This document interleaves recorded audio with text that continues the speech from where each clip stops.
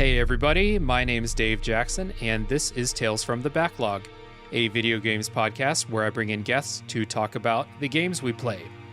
My guests today are the two hosts of Your Friendly Neighborhood Gamers, Andrew Kimball and Dylan Wren. Hey guys, welcome back. Thanks for having us back. Yeah, thanks. Looking forward to this one. It's going to be a lot of fun. Mm-hmm. Hell yeah. If you recognize these two voices here, it's because they were guests on the Bloodborne Bosses tier list episode from before, which was a really fun episode.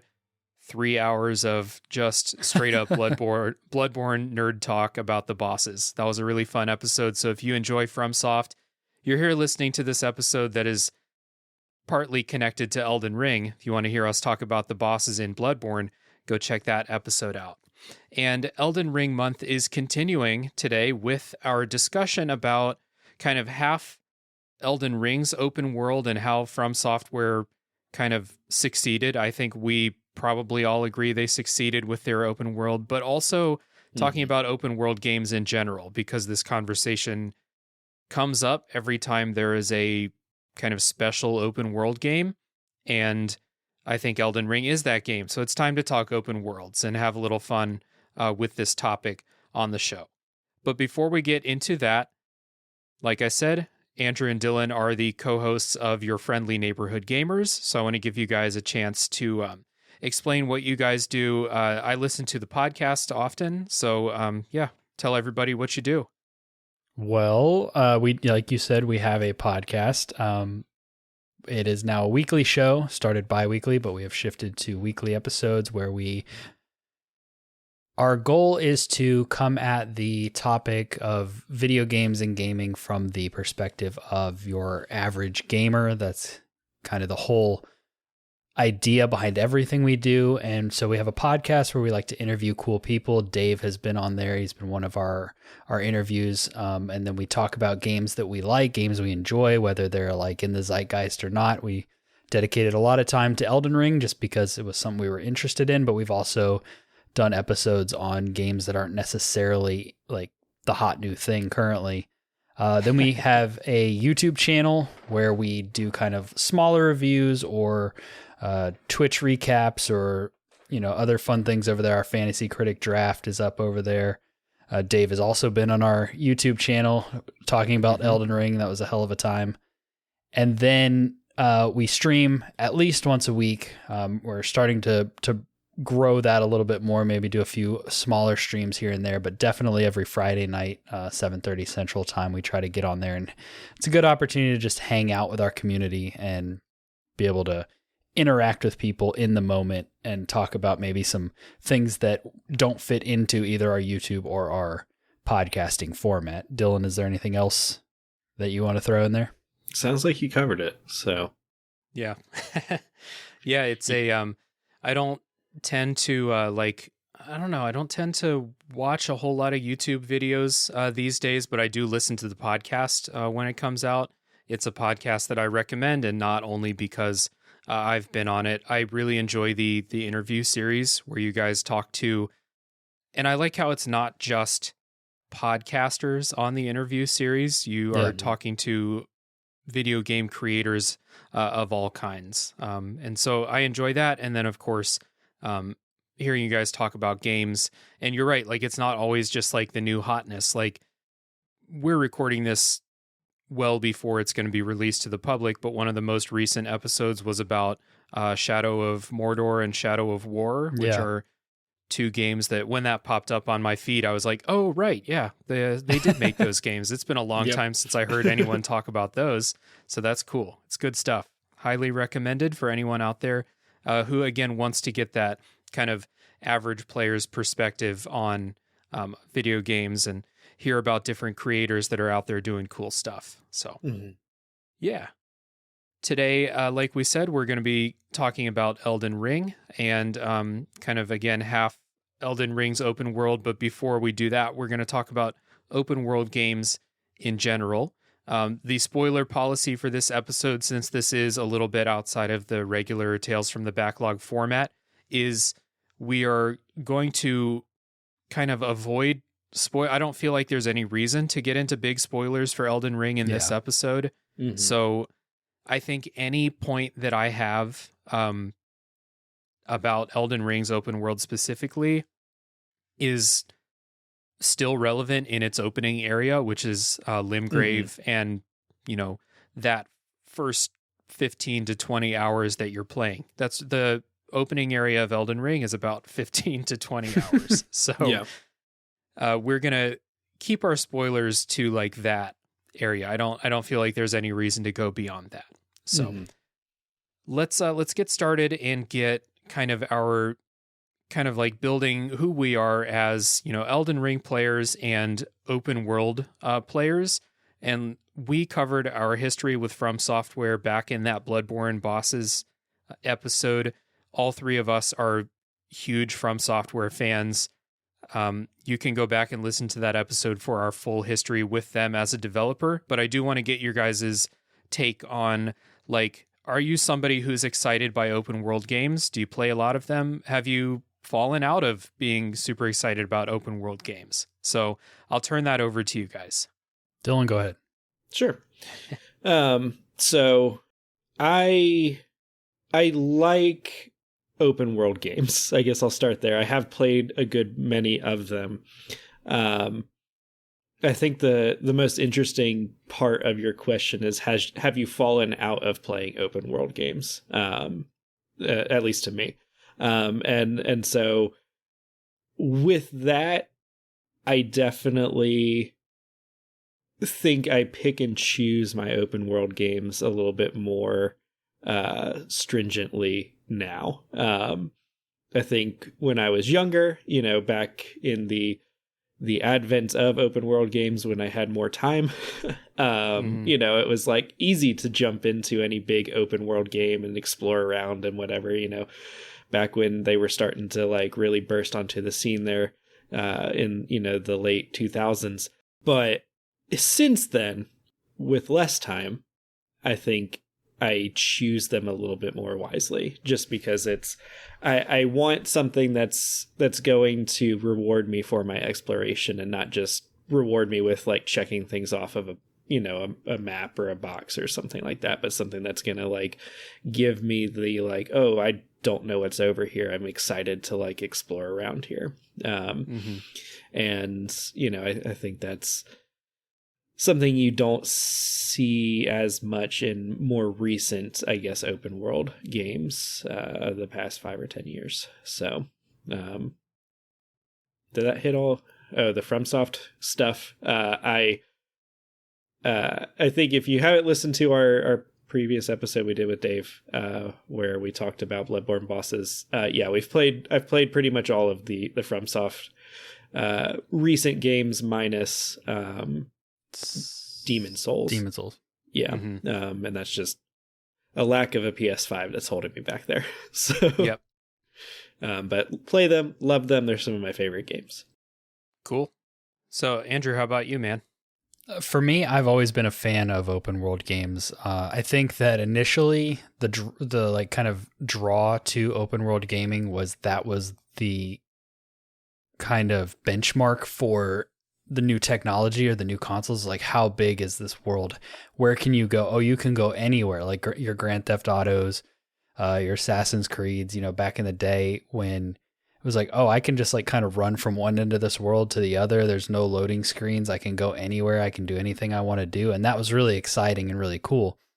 But I am somebody that, even if it's not the best game, if it's good enough, I'm a sucker for one of those checklists that Dylan was talking about, where I can just go down that quest log and it's like, I can knock out these 3 quests in this area and then go, return back to the quest giver and get all that XP and those items. And that loop is just something that's always kind of been something that I've enjoyed. It's not complicated, but it's kind of like a comfort food sort of thing.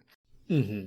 I will say that as time has gone on and open worlds have just been imitating each other more and more and more, and Ubisoft has kind of like dominated the industry with their like super massive bloated checklist open world games that I like for the most part, and I will play a lot of them.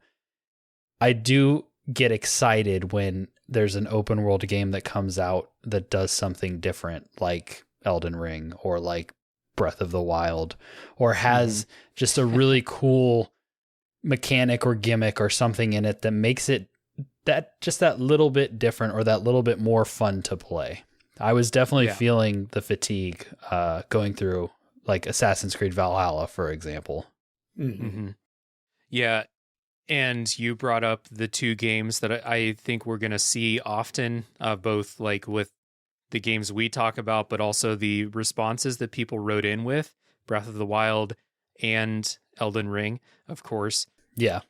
And Ubisoft is going to be a talking point, I feel like, too, because like you said, their open world design philosophy has basically become the standard for open worlds, I feel like now. Yeah. So I want to get out ahead of like people kind of eye rolling here. And I just want to say, like, Elden Ring, we're going to praise it a lot. We're going to probably praise Breath of the Wild too. Those games didn't invent open worlds. They didn't invent good open worlds. They're not the first games to like present a world without all of these, question marks on the map and towers to climb up. Well, Breath of the Wild did have towers to climb up and stuff like that. Yes, it did. So like those games didn't invent the good qualities that we're going to talk about. And I do enjoy a Ubisoft open world from time to time. I just think I get burned out on them in a way that I didn't when I was younger. And an open world game that I really like, Ghost of Tsushima, is a open the map, look at all the question marks, go clear off the map. It's exactly what Ghost of Tsushima is too. But there are other things about that game that stand out that made me enjoy it more than I enjoyed Assassin's Creed Odyssey, for example.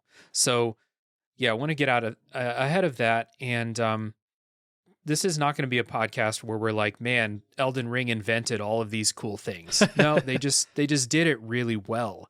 I think. That's an interesting point because it's something that I thought of when the Breath of the Wild conversation was real hot. Was everyone talked about, well, Breath of the Wild did this thing where if you see it, you can go there. And the Assassin's Creed series had done that already when they did their whole like Origins and Odyssey kind of reboot. And Skyrim obviously did that. Skyrim did that. It's been there for a while. Breath of the Wild, they did it in a way that was maybe better or more, what's the word I'm looking for? Like the glider probably, and the climbing, and then the like weather effects and all the, like they added enough stuff to it that kind of made it a step above all these games that we mentioned that had come before. But a lot of what happens in open world gaming is very iterative. But people do tend to get hung up on that one that comes along that really just seems to get most everything right, like your Breath of the Wilds and your Elden Rings and stuff. And it seems like they can constantly just talk trash about your Ubisofts, or even like Bethesda's kind of fallen out of grace these days. But Elden Ring is, God's gift to mankind. Well, it's like, I mean, they learned from what came before. Right. And so let's talk about what came before, because as we're recording this, Elden Ring is recent. It just came out a few months ago, and there has not been another open world game that's released since Elden Ring that has dominated the conversation. So I wanted to kind of start this episode by just talking about a couple open world games that we really like, that we think have great open worlds. Because part of what I think about now, and I think, Dylan, you mentioned this, like when I was younger and a game was being marketed and they said, this game has a giant open world, I was like, fuck yes, give me that. I'm going to play that game for 300 hours. I'm going to have a great time. Gimme. But now when a game says it has a giant open world, I'm like, what kind of open world is it? Is it going to be worth me playing for 50, 100, 150 hours? And a lot of games I feel like don't. So let's talk about some that do. We mentioned Breath of the Wild before. I totally agree with Breath of the Wild. I love that game. What I love about it is that the exploration, and like you see that point over in the distance and you can go there, and going there and overcoming like the, climbing and the weather sometimes and stuff, like overcoming all of that, that's your reward for exploring, is that feeling of like, I wanted to go here, I made it, now I get to jump off the top of it and glide down and, have a good time. Yeah. And that really just worked for me. So Breath of the Wild's definitely one on my list.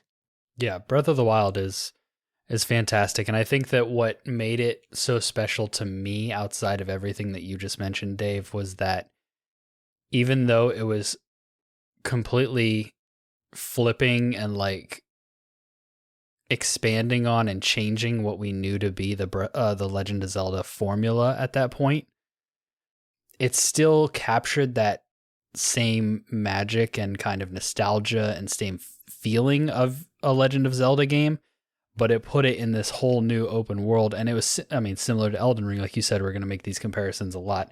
It was like the open world didn't just feel like a cheap kind of gimmick that they did. They actually put a lot of love and care into it and made it worthwhile. Yeah. Yeah, I haven't played through a ton of Breath of the Wild yet. It's okay. One that is on my list. I'm not avoiding it because I haven't enjoyed the time that I've put into it. I have.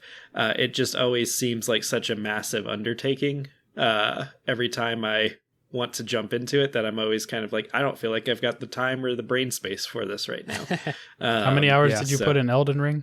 A lot. I recognize that I put in a ridiculous amount of hours to other games and it was no big deal. But also like coming this late to the Breath of the Wild party, it's like, it's easy to kick that can down the road for, an Elden Ring or something like that, Why don't you give us an open world game that you really enjoyed?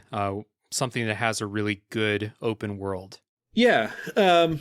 So I feel like, and I'm going to reach back into, as I was kind of thinking through this, I was like, what was the first like big open world game that I really remember playing and vibing with? And for me, I think it's Skyrim.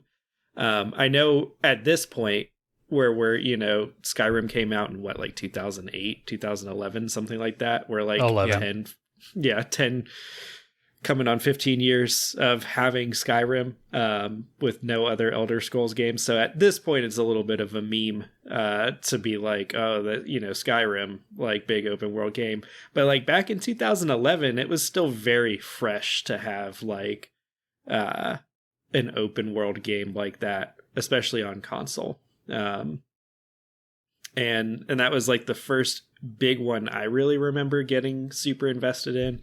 And it does, it did put stuff on the map and everything. It wasn't as hands off as something like Elden Ring or, Breath of the Wild. But for me, just like that exploration of, like, okay, I'd mark something, it would be halfway across Skyrim.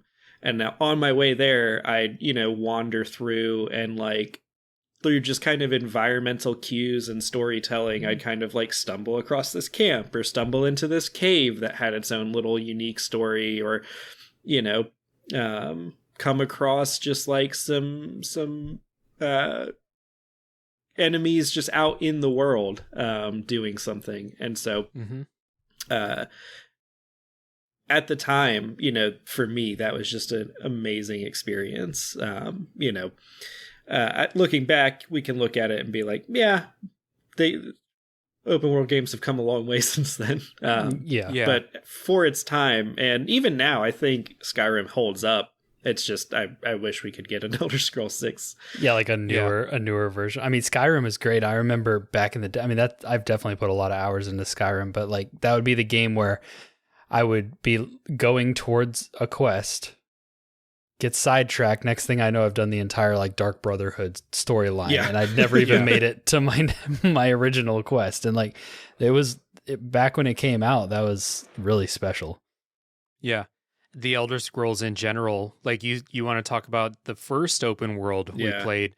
The first one I remember was playing Morrowind back on the Xbox, and maybe a Grand Theft Auto game was like the first open world I played, but Morrowind was the first one where I got that feeling, like you said, of like this magical exploration. And the world in Morrowind is so fucking weird that like you want to go check out everything you see. And I definitely got that from Morrowind, and then in Oblivion, and then again when Skyrim came out. And then I started to get tired of the Bethesda style of open world, you know, going through, checking every building, looting every container the way that those games want you to play. Because also the Fallout games, like I played Fallout 3 and New Vegas, and those are really fun open worlds to explore too. So Bethesda definitely like captures your imagination when you're exploring in a good way. I played New Vegas last year and had a good time playing it. So I think like that style still works on me. I just, I get burned out on that too, pretty quickly. Yeah. Like in a way, maybe it's good that they haven't continued to release Elder Scrolls every few years, because it's not, you know, I think like you said, it's easy to get burned out if you have too much of that all at once. But be nice to, you know, well, I guess we'll see what Starfield looks like in a couple months. So we've got some games that really entice you to explore a bunch. And there is a game that Andrew and I both wrote down in the notes here, which I don't think has good exploration or rewards for exploring. It's mostly just collectibles, but Spider-Man, basically, well, the Spider-Man on the PS4, Miles Morales, but the old Spider-Man games too, like Spider-Man 2 for the Xbox, where I played it.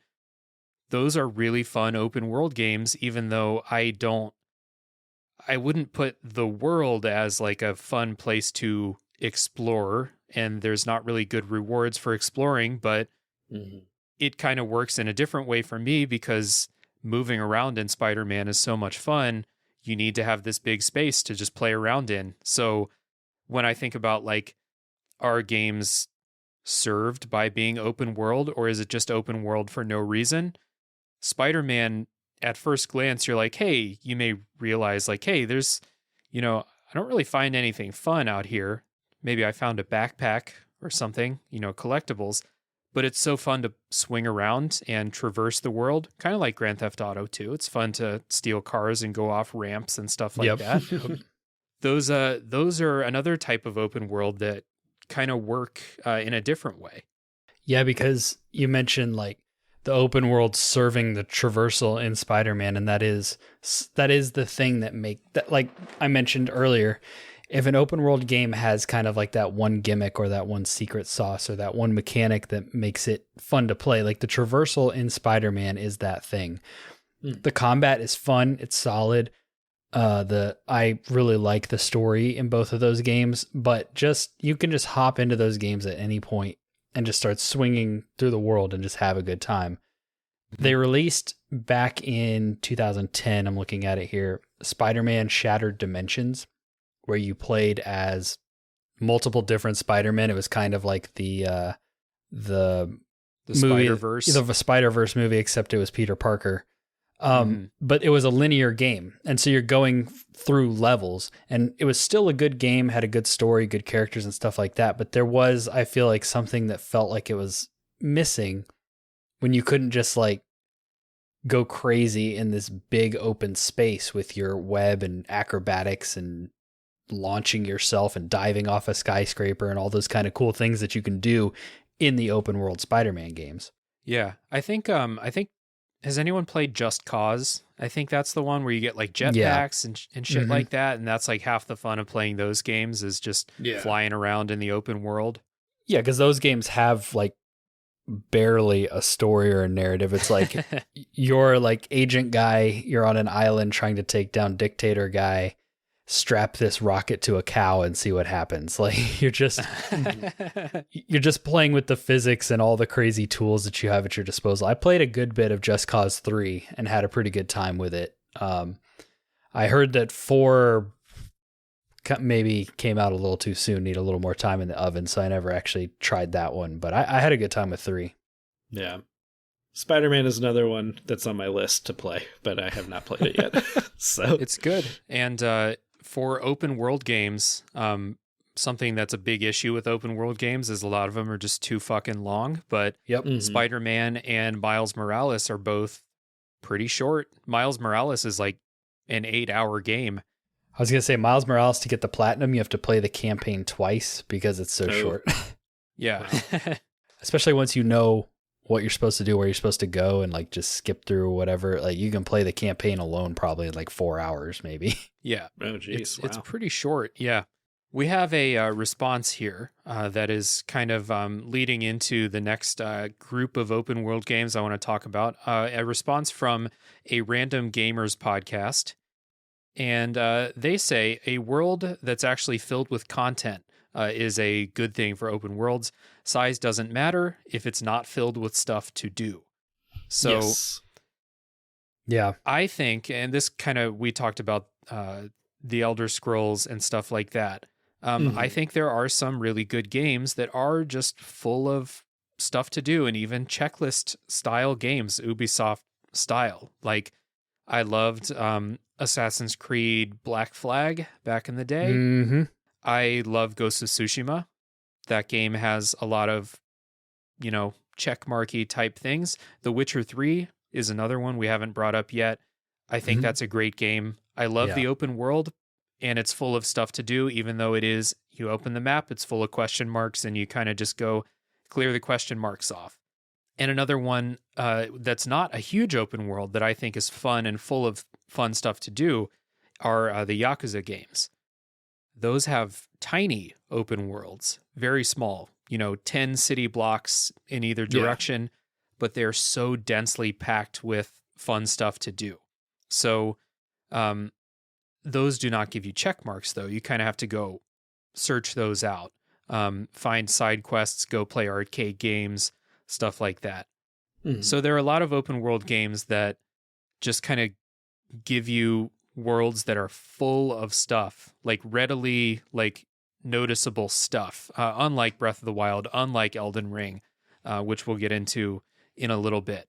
So are there any of these style games that you guys think did this really well? It makes me think of the Arkham games. Yeah. I think the Batman Arkham games did a pretty good job of keeping the world, even though it's like an open space. The first one was a little bit more Metroidvania, but like City and Night were both very much open world.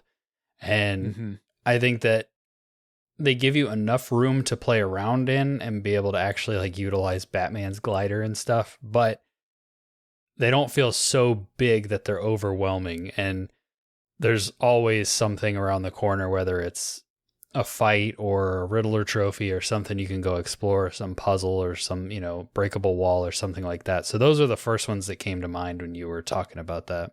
Yeah, those are the ones that came to mind for me too, where it's like, it's not like you're exploring like a small country or anything. You're exploring like an island or, a little bit of Gotham City or something like that. But it's still, it's not as big as some of these massive open world games, but it still kind of sets you loose at this, big open area and says, have fun, Yeah, I didn't play a lot of Arkham Knight. I played a couple hours and didn't like it and stopped playing, but I did play Asylum and Arkham City, and I actually like the linear Asylum a lot more than the open world of City. City was like, I had fun, and then, because like Batman also has a lot of tools that make going around the world pretty fun, swinging around, using the grappling hook and stuff like that. It's a lot of fun. And then there's a point in Arkham City where they're just like, you are going to die if you're out in the open space at all. The city gets filled with snipers, and they're just like, okay, no more fun in the open world. It's time to, stealth around, I guess. And, I think they do that in Night too. Jesus Christ. Okay, so I made the right decision by stopping that game. But like, I enjoyed going around the open world, and then they took it away. So I kind of default back to like, well, I really liked the linear Arkham Asylum kind of structure a little bit more than that.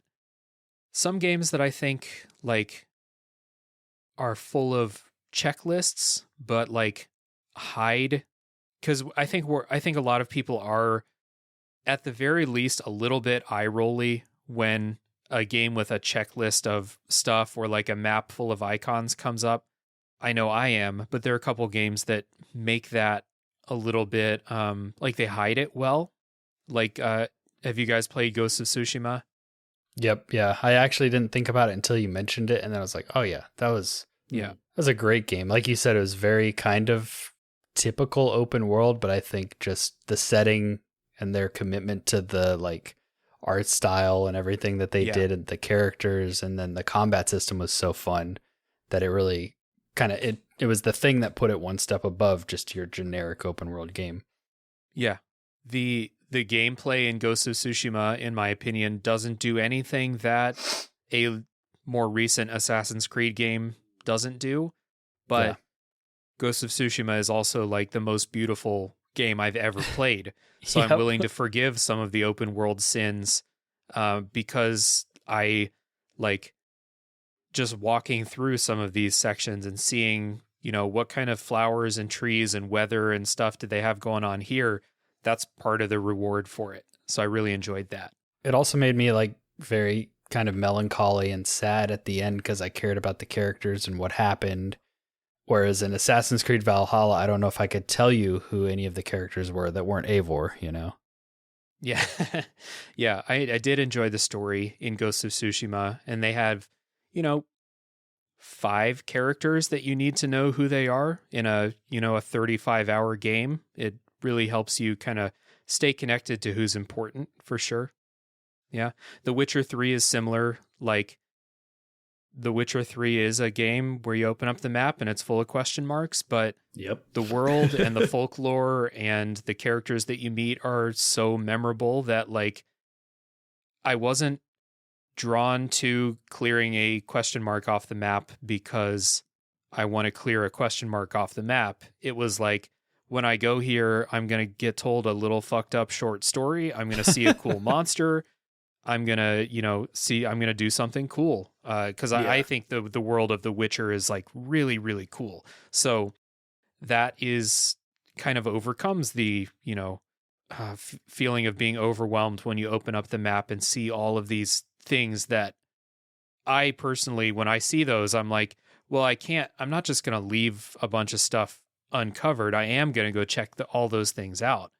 But most of them in The Witcher were super memorable, except for finding the sunken treasure in Skellige. That was I think that in The Witcher, it's like you do enough side quests that you realize these are worth doing. And so it's kind of exciting to see a notice board and be like, oh, what are we going to get into in this town? The random question marks, treasure hunts, places of power, those little things, like those aren't really too worth like going out of your way for. If you happen upon them, that's great. If not, oh well. But like you realize that the writing and the story content and stuff is there, and it's worth experiencing. And like CD Projekt did an excellent job. I recently actually finished the last audiobook of the Witcher book series. And I think they did a really good job of capturing that lore, that universe, what makes it also interesting, the fact that there's really no right answer to any question you're presented with. And so just all of that is what makes that world so fun to explore. It's not necessarily, like you said, going from question mark to question mark and killing these drowners and getting whatever loot you might get from them. It's more about you feel like you are a part of that world and you have your place in it. And then you end up just like finding yourself in these really crazy and insane situations and figuring out like how best to navigate them and get out or help people or not help people, because there's really just, you don't ever really fully know what your actions are going to cause or if you're doing the right thing. And it makes it really interesting to keep pushing forward into that world. Yeah, that is a perfect segue into a response from the A for No, B for Yes podcast. Wrote in on Twitter, and they say, good open worlds have real decisions to make. And that's part of the thing that The Witcher does really well.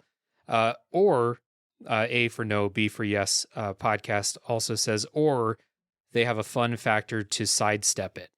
So they say Minecraft did this with creative tools. Minecraft is one I didn't think about because I've never played it, but it is an open world game. You can go do whatever you want. And they also mentioned Spider-Man with the traversal, like we talked about before. I was going to say we might have to throw it to Dylan for Minecraft because I've also never played it. But Dylan, I know you've got some experience with Minecraft. Yeah, well, it's one of those interesting ones where there's always kind of, something to see over the next sort of blocky mountain. And it's one that doesn't always hold my attention just because, it's like, okay, I'm not super invested in like, oh, okay, I'm going to delve into this area to try to get some diamonds or whatever. But also they've added a lot since I played it a bunch. And so, now like as you're digging, you can find like abandoned mine shafts, and you can find like these little areas that portal you to another dimension. And, so there's a lot of like cool little things, and it's, it kind of just gives you a like, hey, here you go. Here's some stuff. Go punch a tree, build a house, do whatever you want. And we have a loose kind of storyline that you can do if you want. And if it's too hard or you don't want to like deal with that, you can turn on creative mode, kind of like they were saying, and just kind of have fun doing, give yourself all of the big stuff and then, follow the storyline through as well. So, but I agree though. I think having those things that keep you kind of like engaged with the big open world, like they were saying, or like ways to kind of get around it. Like The Witcher 3, I think was a good example of like pretty much every quest has the option to just go kill a bunch of people and like that's how you solve the problem. But most of the time there were other ways to like go about it as well. And, I don't know if you're the type of player who's like, I'm just going to kill everything to solve my problems, or I want to try to talk my way out of it. Like maybe one is sidestepping versus the other for different people. But it's always worth it to level up your Axie skill, because that can get you out of a lot of fights if you want to go that route. So Jake says the big thing I like about open worlds is choice. If something is seeming too hard or boring or whatever, I can go do something else. Elden Ring definitely succeeds in this. More from Jake later. Yeah. But yeah, no, I 100% agree. Like if an open world does not have choice, if it's just throwing you in and forcing you down one direction or another, then like what is the point of giving you this big open world? I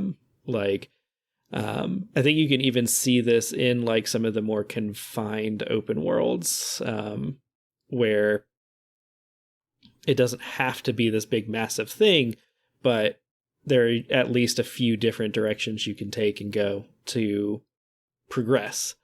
And I think it allows you to kind of take it at your own, like if you run into a wall, like in Elden Ring, if you get into a boss fight where it's just like, oh, this is kind of tough, like go a different direction, sure, you can run straight into the first sort of legacy dungeon area in Elden Ring, and you can kind of just go there pretty quickly, like kind of straight away. And it's not actually that far off from where you start. But if you get there and you're having trouble with it, go explore, the first area or two of the game for like 20 hours and come back, and you'll be massively over leveled. And if it's your first FromSoft game, it still may be a little tough, but it'll be a lot easier than it was for sure. And I think The Witcher does that too. Skyrim, all of these games that we've kind of been talking about, it's kind of like, okay, go do this other thing, go this other direction. You don't want to progress the main quest in The Witcher, go play Gwent for 15 hours, So hell yeah, for sure. I appreciate when games like have stuff like that. Breath of the Wild's another one. Like you can go fight Ganon right as soon as you get off the Great Plateau if you want to, but for most people you're not going to be good enough. So or you're not going to be ready. So go explore, go do what you want to do. If you don't want to do those divine beast things, ignore them for a while, go do something else. And that freedom to like do what you want to do is, I feel like that's like the main reason for having an open world, is to give you choices of what you want to do at that moment, for sure. I have a response here from Aaron, who's one of my co-hosts on a Top 3 podcast. Aaron says a good open world game constantly has you guessing whether or not you're in danger, but also has obvious safe spots. And The Witcher is one of those where there's monsters all over the place. Elden Ring, obviously, you feel like you're never safe, but because it is a FromSoft, a Souls game, you are safe once you've kind of cleared this particular area and stuff. But stuff like that can really help go a long way for helping you feel immersed in whatever world you're playing. You know, if you feel like, you know, something could come out if you're playing, you know, The Witcher or something like that. Yeah, the one that comes to mind for me is The Division, which is, it kind of falls into that Ubisoft like checklisty type of game, but you know, it's set after a viral outbreak that has killed a bunch of people, and so you have these little like safe zones around New York City or around Washington, D.C. And every time you step out, you're stepping into a hostile world. And then they have other areas that you can step out into, like from the overworld, that's like all no holds barred. Like even fellow players can like kind of kill you. And I think he's right. That tension is really kind of palpable there, where it's like, okay, I'm in, you know, this little safe zone. You know, walking around, I can easily go talk and upgrade, but now I'm going to, you know, step out into the world, and there are going to be patrols of like these mercenaries or these like, you know, the sanitation department in New York that like took over and is like torching people and, you know, that kind of stuff. And so, and I thought that game too, like did a good job of giving you a reason to actually explore, just with its environmental storytelling and everything. So, yeah. For a game that doesn't ever make you feel safe, I would mention Horizon Zero Dawn, because I haven't played Forbidden West, but Zero Dawn did a really good job of making you feel like being out in the wilderness was dangerous. Like you got to be ready to fight whenever you see anything out there.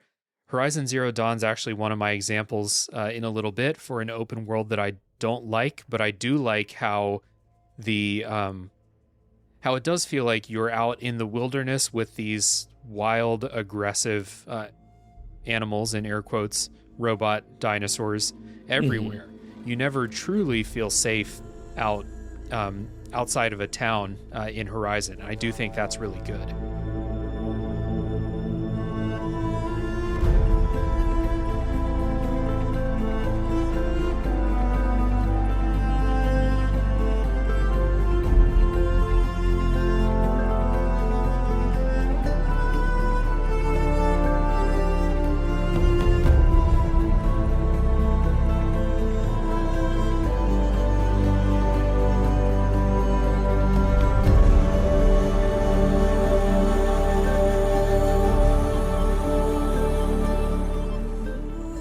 Have another response from Jim. Andrew, you want to read that one? Sure, yeah. Jim says, for me, the difference between good open world, Elden Ring and Breath of the Wild, versus boring open world, I actually don't have an example here, comes down to the variety, meaningful exploration, and a willingness for the game to trust the player's intelligence. Yeah, very true. Trusting your intelligence is an interesting thing, because a lot of games, this is one thing that I think a lot of older games did better, just trusting you as a player, as a, you know, at the very least a, you know, a teenager or something, you know, a human being of more than like 10 years of age. You're intelligent, you can figure some stuff out. with a little guidance, of course. I don't really love it when games just drop you in and give you nothing at all, unless it's very elegantly designed. And I don't think a lot of older games are as elegantly designed as they should be to pull something like that off. There are some, though. But as we get more and more modern, and the games are more expensive to make, they have to make more money to, to turn a profit. And people are so terrified of someone not getting it and getting frustrated and turning the game off and, telling their friends that it sucks when there are games coming out that prove that you can trust people to figure it out. And so Elden Ring, Breath of the Wild, those are perfect examples of that. You don't have to tell me where to go. You can let me figure that out. I mean, they give you a little subtle, the grace points will point in a direction that say like, hey, eventually you need to go over here. But by following the grace points, you'll hit the first boss, like Dylan mentioned. You'll probably have a hard time. And then you are intelligent enough to think, hey, this is an open world. Let me go somewhere else and see what's over there. And it's a good point that Jim brings up to just trust people. We're smart enough. We can handle it. And like you were saying, I think that really kind of hits the nail on the head where, Breath of the Wild, Elden Ring, two of the biggest open world games making waves of the past, 5-10 years, have been those games. And the thing that is almost universally praised about them, there are people that get frustrated and are like, I don't know where to go. But the thing that is generally universally praised is that they kind of just let you decide what you want to do. They let you go out there. They trust that you know what you're coming to this game for, and you are smart enough to know kind of what you want to do with it.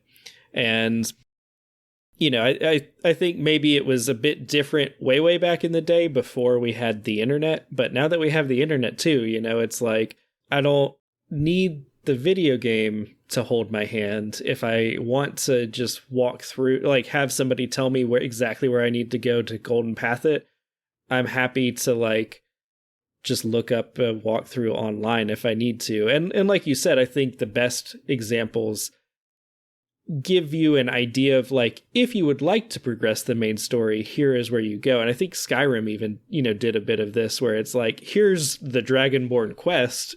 You can ignore it for 300 hours. Yeah. But if you would like to progress this quest, here is where you go to do so. And it gives it something meaningful too, it's, I think a lot of people come to open world games for that exploration because we can explore in our normal everyday lives, but it's a little bit harder to do. And if we're doing it, we're not fighting monsters. We're not, going and exploring some crazy fantasy world. We're just exploring our town, our city, or maybe a park or something nearby, or the woods nearby or something. But it's kind of let us just go and explore and reward us for it. So we have one more response here about kind of the good parts about open worlds. And this response is from Chris N., who says that I like in open worlds, you normally have legendary type enemies that you can hunt down. And Chris also says, I don't like the overwhelming feeling of sometimes literally hundreds of little dots to go check on a map.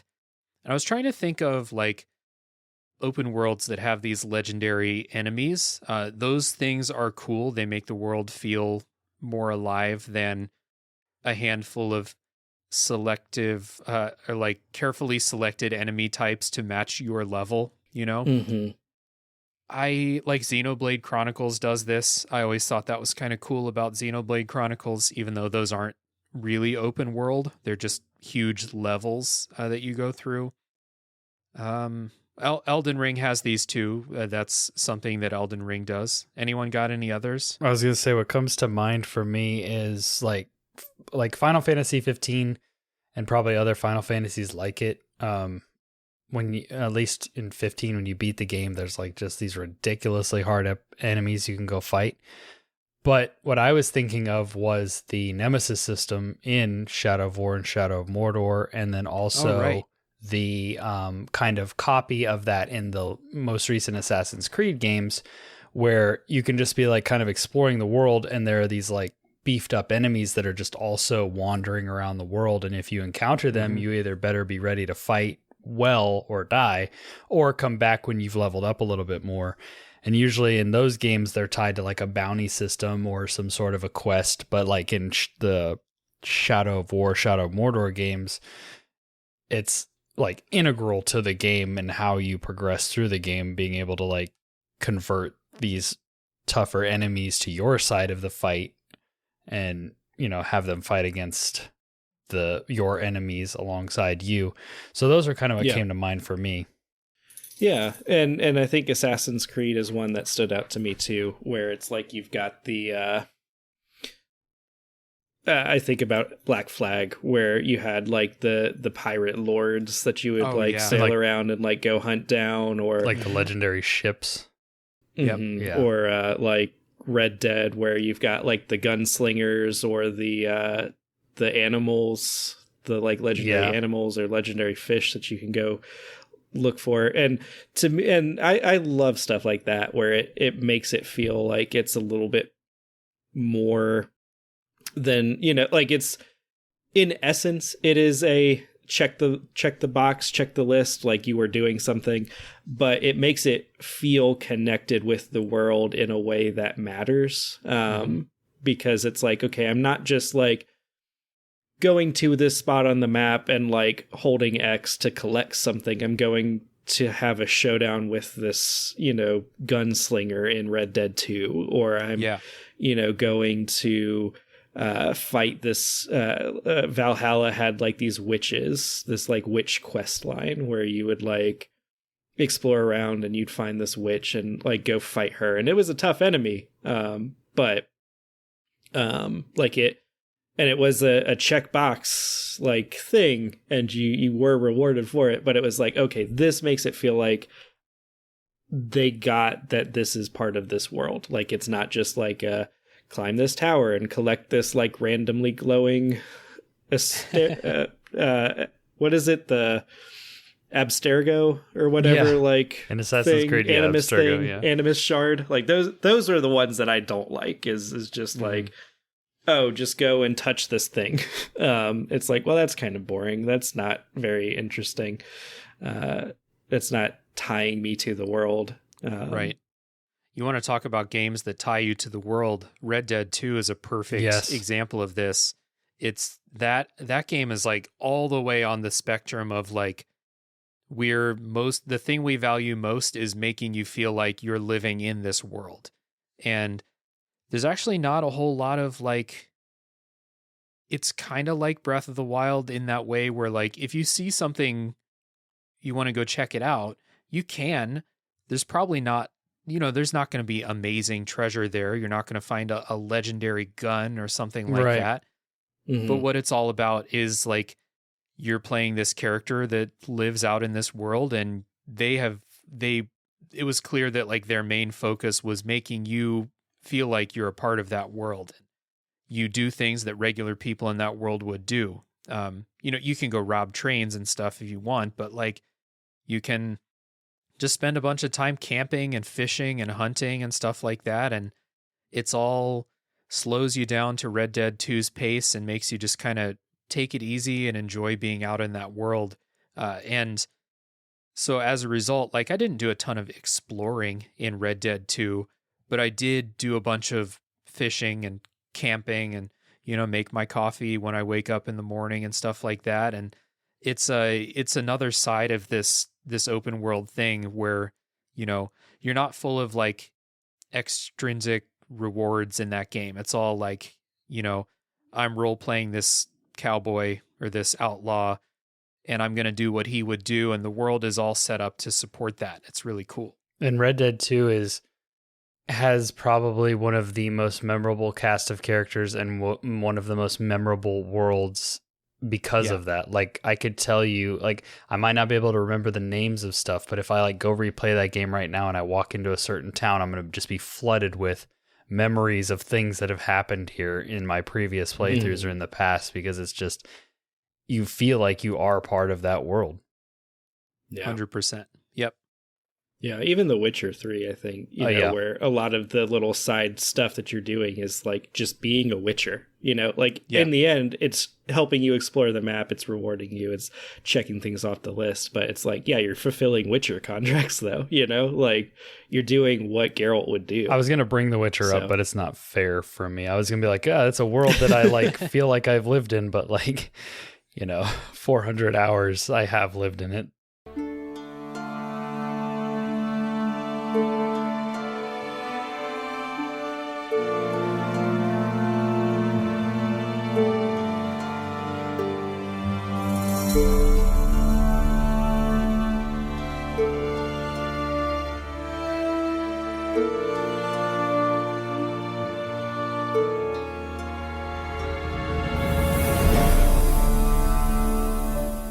So let's talk about some kind of downsides to open worlds. We've been talking a lot of sugar about games that do this stuff really well, and we've actually mentioned some games that I have written on the demerits list here for things that they do well.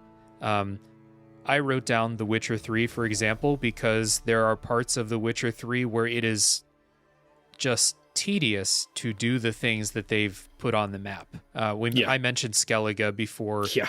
That's a big thing where like if and when I replay The Witcher 3, I will just ignore that. But the first time I played it, and I'm still in that mode of like everything they put on here is fun and interesting, and then you get to Skellige and it's like we have like 10 hours of just getting sunken treasure, and that kind of sucks. So that's one that that's one part of that I'm not a huge fan of. I said Horizon Zero Dawn earlier as an open world that I don't love because I don't think it's very fun to explore that world. It's fun to fight. I love the combat and I love how dangerous the world feels, but I played 35, 40 hours of it and can't really remember any interesting discoveries that I made. They have those cauldrons. Those are cool, but those are super hidden. I only found like 2 of them in my entire game. And every other time I was like, hey, that structure looks cool. Let me go look in there. There's like a coffee mug in there, just some collectible. And there's nothing else in there that I thought was interesting. So they got me thinking about like, do I want this to not be an open world? And I don't think so. And I heard in Forbidden West, I heard this is better. I just haven't played Forbidden West yet. So that was where I landed. I was like, I hope they keep it open world, but make it more fun to explore, basically. Do you guys have any other games that you think are like really not served by being open world? I'm trying to think of ones that I don't feel like are I think I fall more into your camp, Dave, where a lot of it was like, why are we doing so much? Assassin's Creed specifically comes to mind. Like I said, I like a lot of what Assassin's Creed does, but that even when I think about my personal favorite of like Black Flag, there were like just these little like Animus things that you had to like climb and get, and like boring collectibles to me are like one of the biggest, like, not pet peeves, but just like, why are we filling the open world with this? Why when I open my map, I see all of these freaking things all over the place. Like, I would much rather have a more streamlined experience that encouraged me to like go explore those places and actually rewarded me for it. For example, like The Division, a lot of the places you could go explore would have like a little audio log or something that was kind of like filling you into the backstory of like how those weeks between like when the outbreak happened and the world was kind of collapsing, and or I don't know if Control counts as like an open world game. I think of it somewhat like an open world game, although it's probably more of like a Metroidvania type of thing. But Yeah. they also kind of had that sort of thing, or even Skyrim, where you'd go and you'd explore and you'd find like a book or something like that. And it wasn't just like, oh, okay, you touch this thing, here's a little check mark, here's a little collectible. Like, give me, I like in-game. I think the thing that it boils down to is I don't like to be jerked out of the immersion of playing a big open world game where I'm trying to immerse myself in that world and explore it by constant reminders that like, hey, you're playing a video game, Go collect these things. You see that Yeah. shiny thing up there? Go get that. Exactly. And so Yeah. like the ones that I think do it well are the ones that do it in a non-egregious way. Like I haven't played Ghost of Tsushima, but having watched it, it's like very subtle like nudges to like, hey, you might want to check this out. Hey, you Yeah. might want to go over here. The collectibles, quote unquote, are like, go fight this samurai, go compose this like haiku, like Mhm. that kind of thing, where it's, if you boil it down to a mechanical, like, what is this? It's a collectible, Yeah. but they do it in an immersive way, I guess. Instead of them just putting a collectible out on the field for you, you find a cute fox, and the fox leads you to the collectible, and then you get your thing, and then you can pet the fox, and it's a much more pleasant experience. You kind of unlocked something for me as I was complaining about Horizon earlier. When you're talking about the Division, one of my favorite things about Horizon Zero Dawn was figuring out what happened in the past, getting those audio logs, but those are confined to the main quest. You pretty much only get those during main quest missions. And if they had just put audio logs around that were more plentiful in the open world, if I see a collapsed structure and I go explore it, and then I find an audio log with a little short story about the people who used to live there, then I would be much more interested in going and checking those places out. Yes, exactly. Because it's adding to your experience and the immersion rather than just kind of like, hey, pull up that checklist again, check it off, you did it. So. I think the worst offender of this is LA Noire.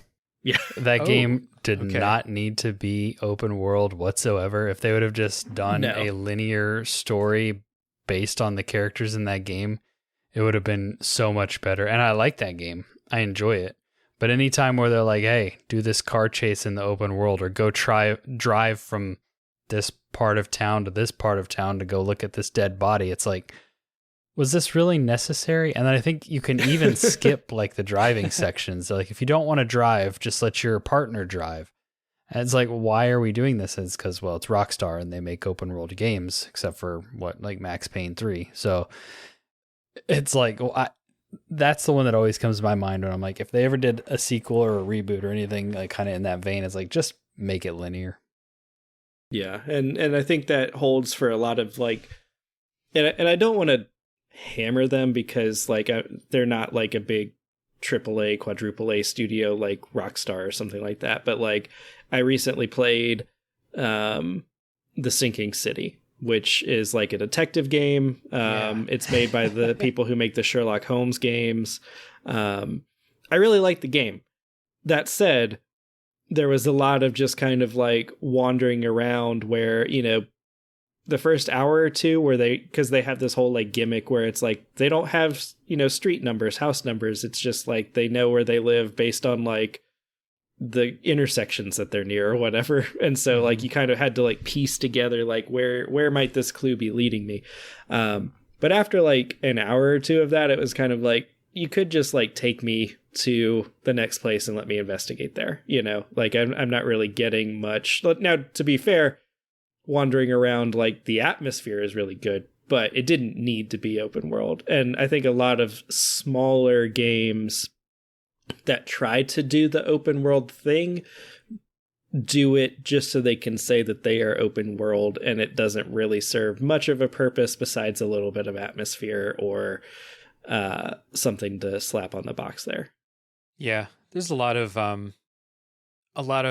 games that like back, I don't know, 10 years ago, 15 years ago, if you said your game was open world, that was what people wanted. I feel like people wanted open world games. And then I feel like that pendulum's kind of swung back where a lot of people, especially us, you know, that are getting a little bit older, have a little bit less free time to play games. A lot of us are just like, man, you could take this, you know, 40, 60-hour open world game and make it a 20-hour linear game, and I would love it.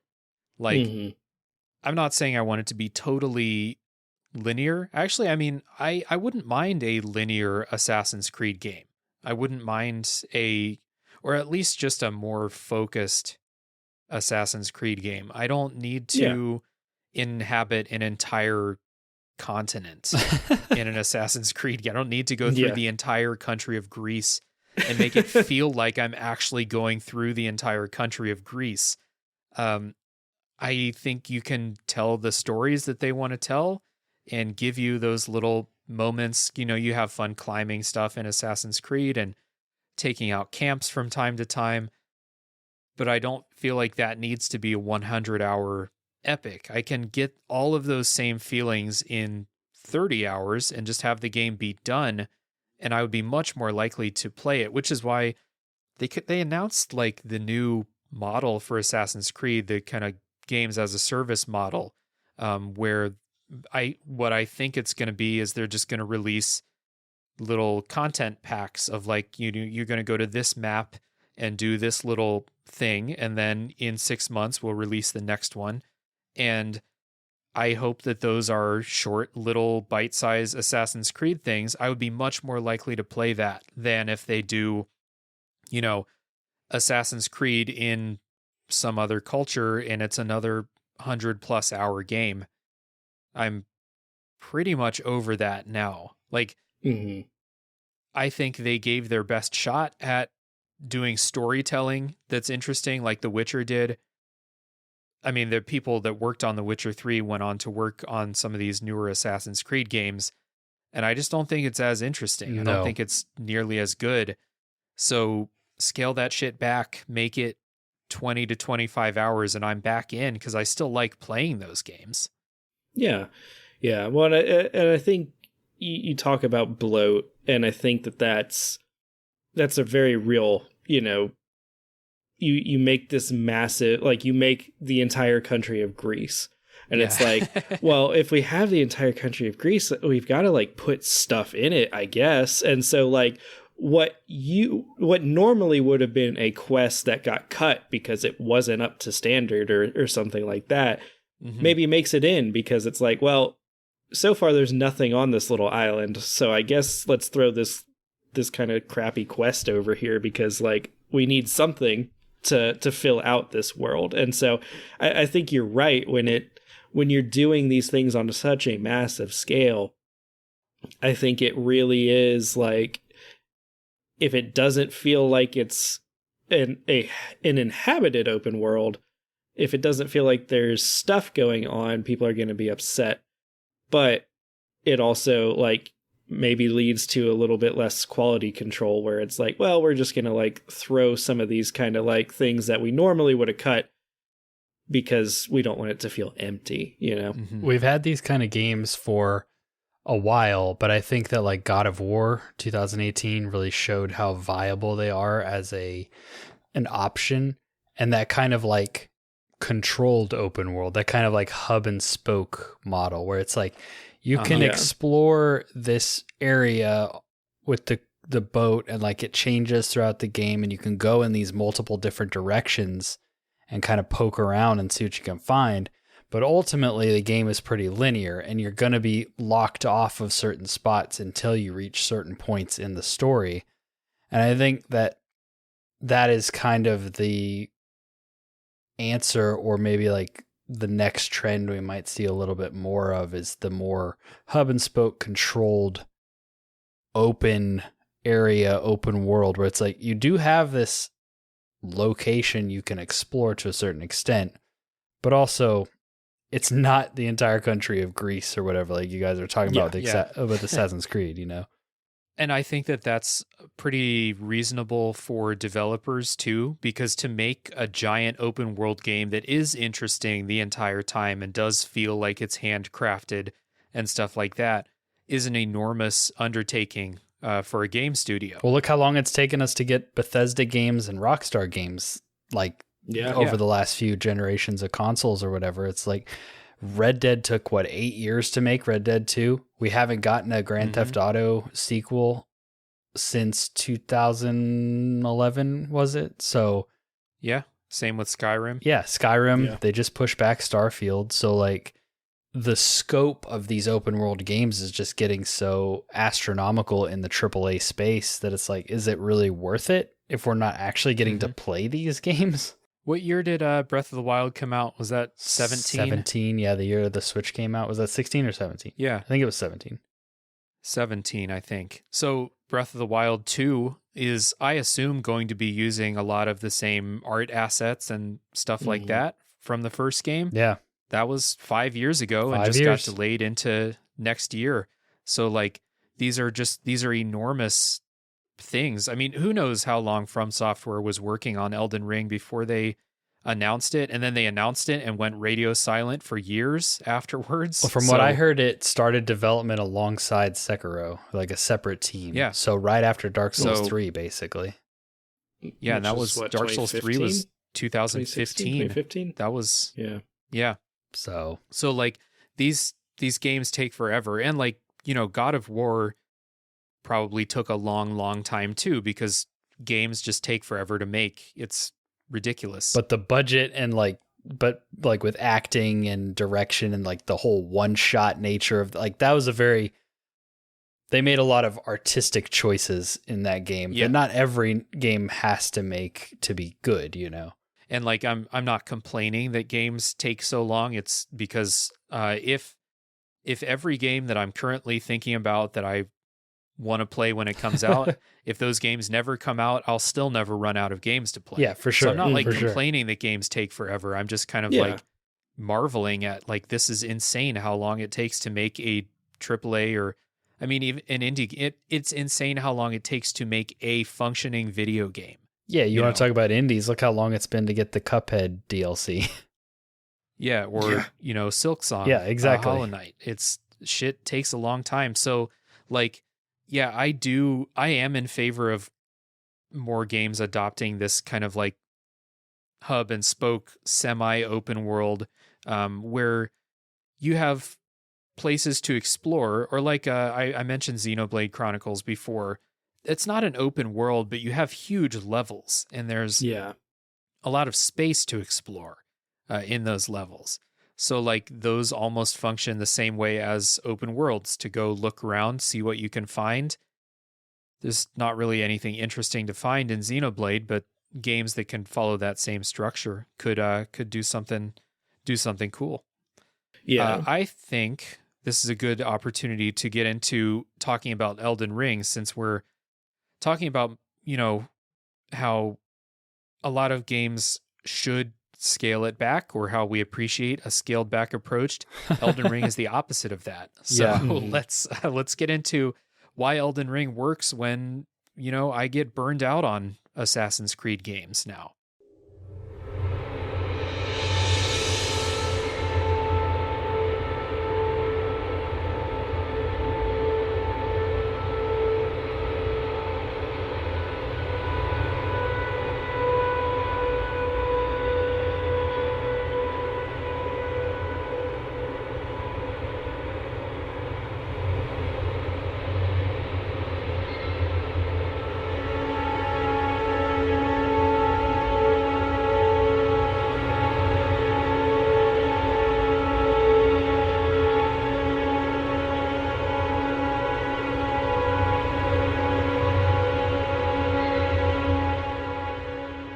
I think that the magic sauce, like the special sauce, was just that every time the map expanded and every time I started to feel like maybe I was reaching the end of my momentum, something new came along that like reignited that momentum. And I don't think that that's something everybody can do. I think FromSoft did a really good job of curating this world, filling it with interesting things, making the open world fit perfectly with their style of gameplay. And so it all just kind of came together in kind of a perfect recipe. I have some gripes with like the later game sections in Elden Ring, but overall, it was like every time I thought that I was stalling out or maybe I didn't know where to go next, I would just stumble upon this thing that would just open like this whole new crazy cool place or thing I wanted to explore and see what was going to happen. And so they kind of took that, what we were talking about earlier, that smaller, dense world with things to explore and things to find, and they just like did that about 7 or 8 times and just kind of like stacked it on top of each other. And I think it worked out really well for them. Yeah. Yeah. And I think it really shows in like, to me, it doesn't feel all that much of a departure from, like, it almost feels like a natural progression from what they would do in like a Dark Souls or a Bloodborne, where, you know, in Dark Souls, you start off, you come out of the tutorial area, you get to kind of like your hub, and you've got, like, you may not realize it when you're first playing through, but you've got like 2 or 3 different ways that you can go. And, you know, some of those ways are a little bit tougher or not the intended way for you to go, but you're definitely able. And it's similar to Elden Ring, where it's like, okay, you know, you get out of the tutorial area, you can go south to kind of like the continuation of tutorial zone. You can go north to the first like little legacy dungeon area, or you can go to the east to Caelid, and, you know, or you can go north and take a little roundabout shortcut and get into the lakes. You know, like, you can get all the way up to the capital city without fighting anything. Like, yeah. You can, well, I guess you may have to fight like 2 bosses or something like that, but there's a lot that you can kind of just do and explore. And that's similar to how I think FromSoft designs, you know, their other games, where, you know, Dark Souls, the Dark Souls series, the Bloodborne series, like, there are a lot of, you know, you get dumped in Central Yharnam, which is kind of their little tutorial area, and then you fight your way through that, and then you get to Cathedral Ward, and there's 2 or 3 different options of like which direction you want to go, and you can kind of progress through a lot of that. You know, same with Dark Souls 3 and, you know, 2 and 1, you know, like, you get done and it's like, okay, I can go to the Forest of the Fallen Giants, or I can go to the, I forget whatever the lake or the sea area is in Dark Souls 2. Hyde's Tower of Flame. Yeah, like, you can go there. Depending on the version of the game that you're playing, I think there was like another way or 2 that you could go. So, I mean, like, like I said, I think it's a natural progression of kind of how they've been making games, which maybe kind of shows how much care that they put in and how much they understand about how people play games. Mm-hmm. Because they set it up in a way where it's like, if you want to have our intended experience, do this. Mm-hmm. If you want to make your own experience, go do this. Go do whatever you want. And they respect the players enough to trust that they'll decide what's right for them, you know? Yeah, that, and like, From Software giving you choices is like one of the main themes, like design themes of Elden Ring, I think. Giving you choices in what you want to do, where you want to go, how you want to make your character, all kinds of stuff like that. It's one of the biggest wins. And then, like, in that way we talked about with Bethesda games earlier, once you do decide, you know, Margit's really hard, I'm going to go explore somewhere else, you are going to get distracted by all the cool shit you find for tens of hours. And then eventually you're going to be like, holy shit, that was 30 hours. Why don't I go try Margit again? I kind of forgot about him for a while there.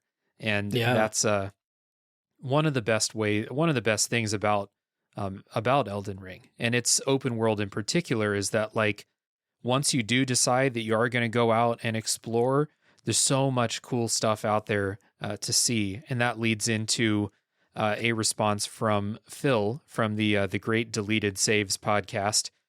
Got to just give a shout out to any podcast that can say their points in less than 10 minutes, and that's what Phil does over there. Yeah, so for sure.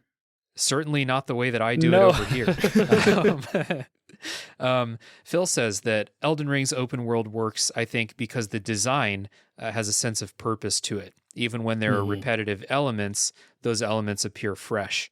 And so as you go through the open world, you will start to notice assets that are repeated, like towers that look the same as the towers in other places, or, wizard strongholds that look the same as other wizard strongholds, but they're all different in some way. So there's a tower that I'm thinking of up near the capital that reminded me of a section in Bloodborne. And then there was another tower in another area that had an enemy configuration that was totally unique to it. The wizard strongholds, they all look the same, but they have different puzzles you have to solve to open them up. Yeah. Different types of puzzles. So even when they are repeating things that look the same, the way you engage with them is not always the same, and it keeps it fresh. Unlike, clearing out camps in Far Cry or Assassin's Creed, where it's literally just like, this looks the same, but I'm doing the exact same thing every single time. And Ghost of Tsushima is like that too. Like, let's not only pick on Ubisoft here with that. Yeah. Rookie, you want to chill? Dog's digging up my chair back there, if you can hear that. Yeah. And this, like, a lot of people, when they wrote in for responses on this episode, the freedom to do what you want to do, and kind of like, you feel like you're making that choice for yourself. That's like the big thing that people wrote in with. So, for example, another person that wrote in, we have Jake, who wrote in from earlier. Jake said earlier, the big thing I like about open worlds is choice. If something is seeming too hard or boring or whatever, I can go do something else. Elden Ring definitely succeeds in this. Elden Ring also succeeds in exploration more than other open world games. Because of the lack of constant map markers, it means that the player has to explore instead of just beelining from marker to marker. Yeah. And we haven't really talked too much about it in here, but like I talked about it in the main Elden Ring episode. When you open the map is empty, and the map only fills up after you've gone places. So you are literally either looking on the map for, like, I see this thing. I don't know what this thing is, but I want to go see what it is. So they're very almost crudely drawn, like not much detail on the map itself. And you only start to recognize what those things look like after, 50 hours of playing.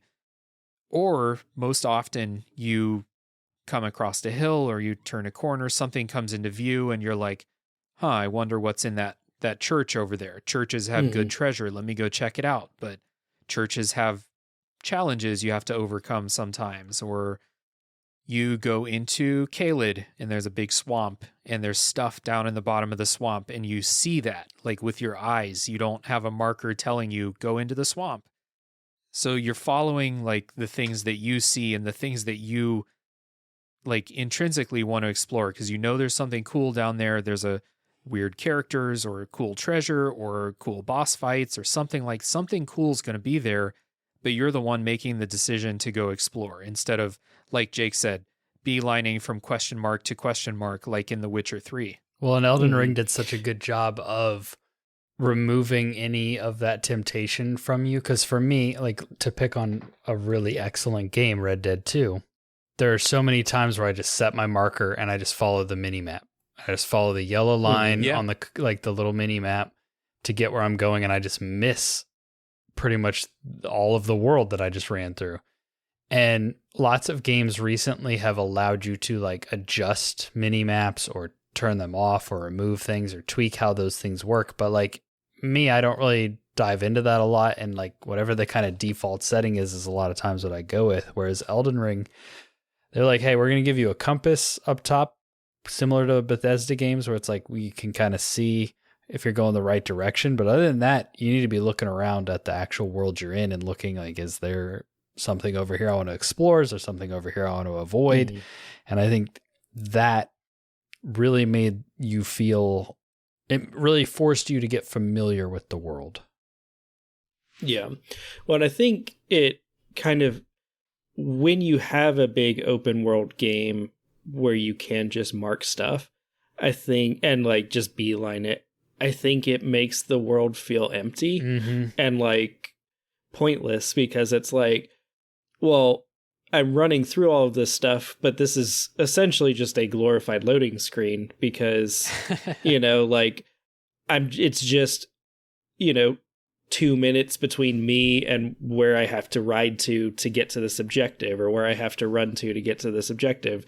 To me, GTA 5 is one of the worst culprits of this, where it's just like, there are so many good parts about that open world, and there's so many parts where it's just like, drive here, spend 5 minutes driving here to do this quest, and it's like, well, okay, but like, did I need that? Did I need to drive to this specific place to start this quest, or could we just have done a loading screen?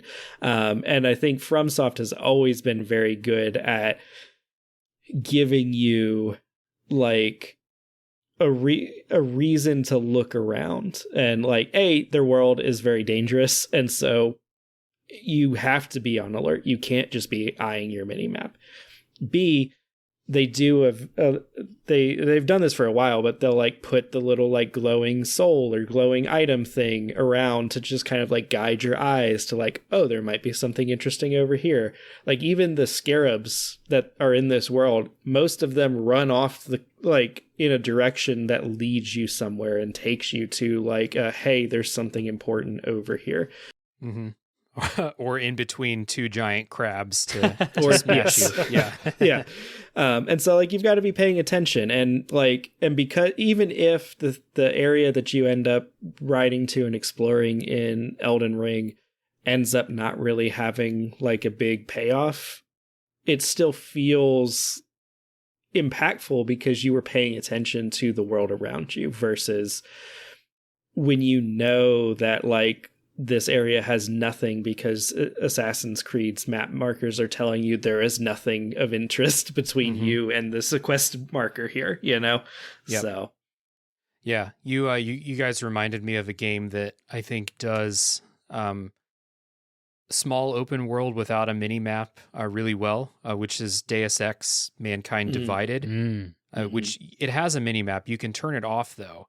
And, the one thing, that game gets a lot of praise because it is a very dense open world with a lot of stuff that you can interact with and buildings you can go inside of. And when you get quests, they'll give you an address and the buildings have addresses on them. So like a lot of games will give you that option. Like you can turn off your mini map. You can, or they say like, hey, The Witcher, you can turn off your mini map. You can try not to use Witcher vision, but it's a lot harder. Like the game is designed to use those things, but in Mankind Divided, they have actually made it so that you can play the game without your mini map and enjoy it maybe even more because you have to pay attention to the world like Dylan was talking about as you're going around. And it's definitely a great part about Elden Ring, how because you're paying attention. Kind of like in Skyrim, like we mentioned before, you may set your marker or like just know like, because you can't set a marker in Elden Ring while you're looking at something like you can in Breath of the Wild. So oftentimes you're kind of like, the thing I need to go to is east, so I'm just going to follow the compass, ride east. But you're going to find a bunch of weird stuff along the way and get sidetracked in the way that the best open worlds do. They give you cool stuff to interact with as you're going to your goal. Because if you're not doing that, then why not be linear? And From Software has always been good at giving you really interesting things to hold your attention. And that didn't stop when they moved to open world. I was really worried when I heard open world that it was going to be a map marker kind of checklist type thing. And I didn't pay attention to any of like the network test footage. I went on full blackout before the game came out. And so as soon as it started and I saw, you come out into Limgrave, you see the tree sentinel there, you get smashed by him several times, and then you're like, okay, time to go somewhere else. And then you realize it is a player driven open world and not just like, checking stuff off the list. And that's something that goes into what Charlie says. Charlie wrote in that as only a recently naturalized gamer American, TM, it's the first FromSoft game I was aware of. So Charlie is playing Elden Ring as the first FromSoft game, which there's an entire episode on that coming out next week. If you're interested in more perspectives on Elden Ring for FromSoft newbies, Charlie says, compared to the other open world games I've played, the total freedom of exploration without quests or map markers is endlessly fun and way more rewarding than it should be, or way more rewarding than you might expect. Yeah. Well, and I think that makes a lot of sense, because most of us are playing a video game to feel powerful, to feel proficient. Like we don't want to go into a video game and just feel like, oh, this is exactly how it would go if I myself, as who I am right now, walked into a crazy fantasy FromSoft world. Like I would die immediately in Yharnam. I would die immediately in Limgrave. Like Tree Sentinel would run out and kill me immediately. We don't want to, he does that a lot to us in Elden Ring too. But there's something that goes along with like making you feel like you're the one discovering this stuff, that is not there when you've got a lot of these games that like mark everything very clearly and hold your hand. Yeah. Because like, I just think about, I see a lot of like TikToks and, videos and whatever on Elden Ring, and I've put 200 something hours into Elden Ring. And there are still things that I'll see on like TikTok or whatever that's like, holy crap, like I didn't know that was even in the game. Like I didn't know this area was in the game. I didn't know that weapon was in the game. I didn't know this or that was in the game.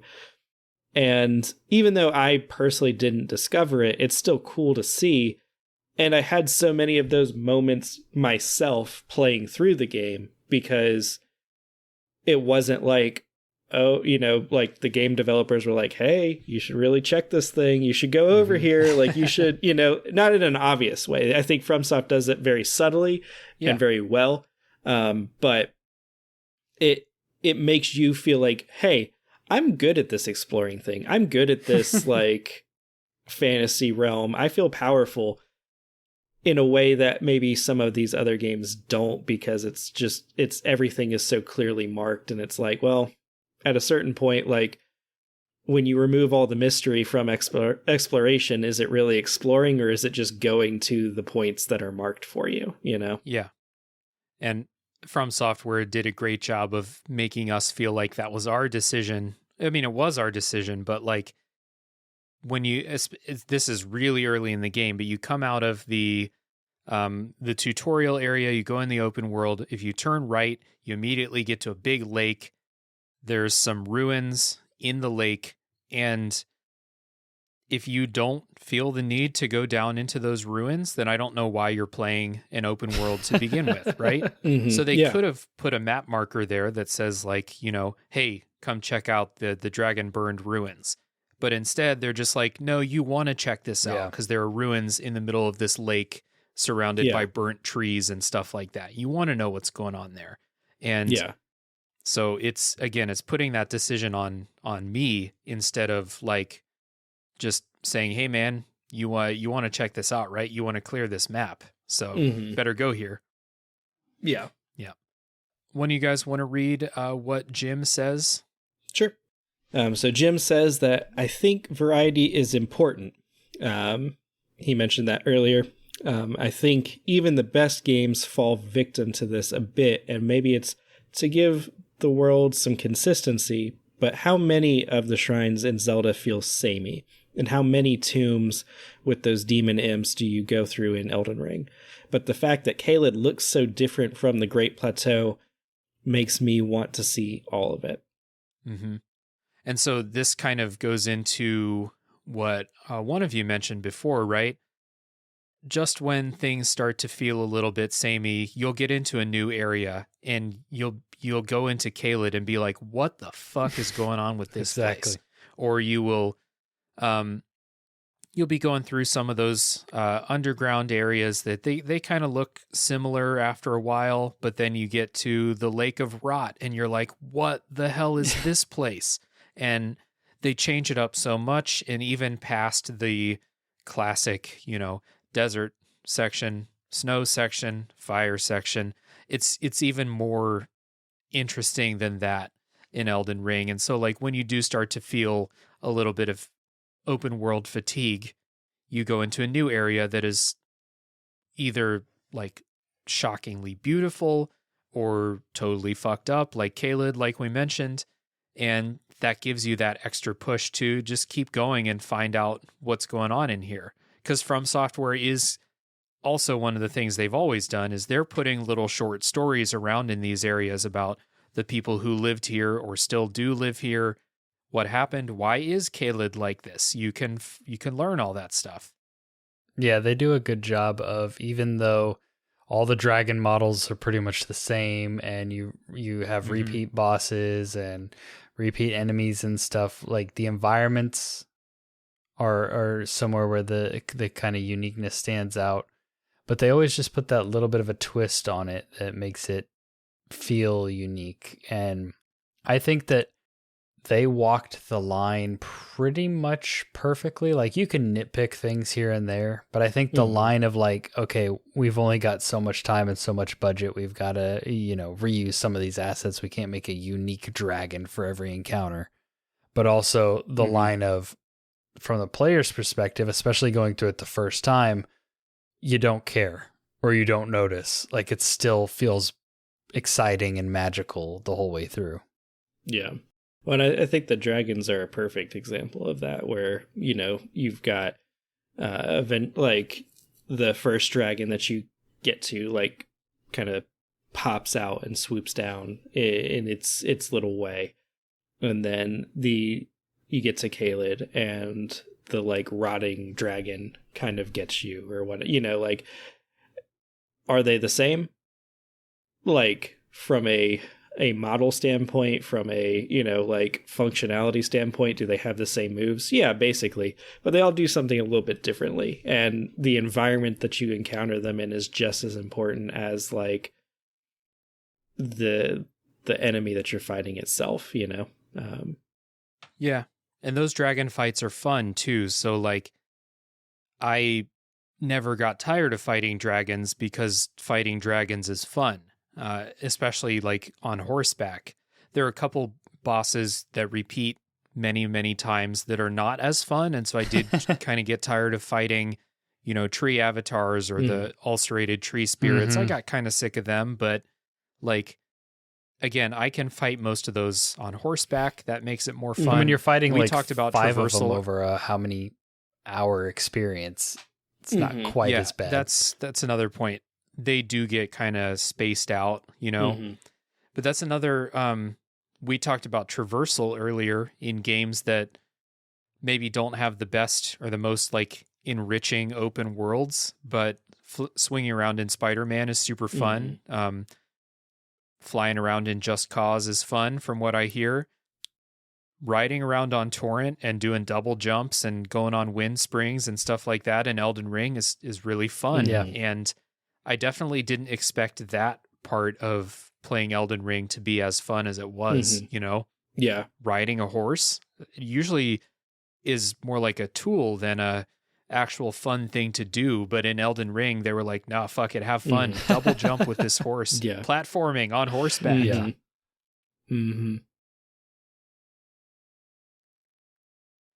We have another response from the A for No, B for Yes podcast. They say Elden Ring's world works because of the challenge and reward balance.